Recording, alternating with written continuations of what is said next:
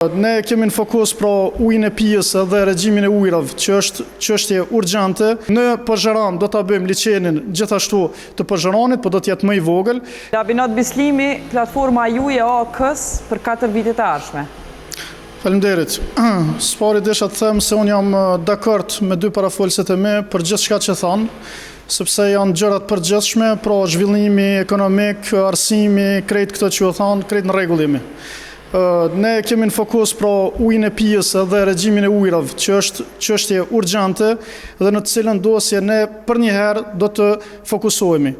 Mbi këto e kemi një plan, do të thotë konkret, të qartë, të studiuar mirë për gjithë këtij 4 vjeçari ku kemi kalu shumë kohë edhe në teren, edhe në studime përkatëse, po edhe në konsultime të drejtë për drejta me urbanist, arkitekt, inxhiniera e tjerë e tjerë.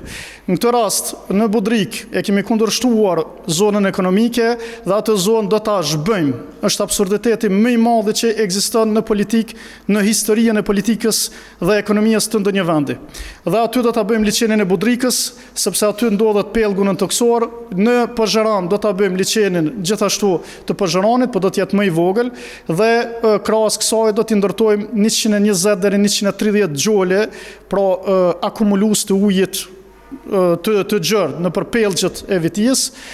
Gjithashtu për ujin e pijës kemi planifikuar një seri të gjërave, sepse do të punojmë në burim të ujit dhe jo në rrjetëzimin e tena, ku një rrjet të cilin e ka instalu kolegu këtu afër meje në Tmajt është dëmtuar dhe ka dalë që ka qenë komplet një mashtrim për të cilin besoj se do të jep përgjigje herdo kurdo para prokurorisë për këtë çështje.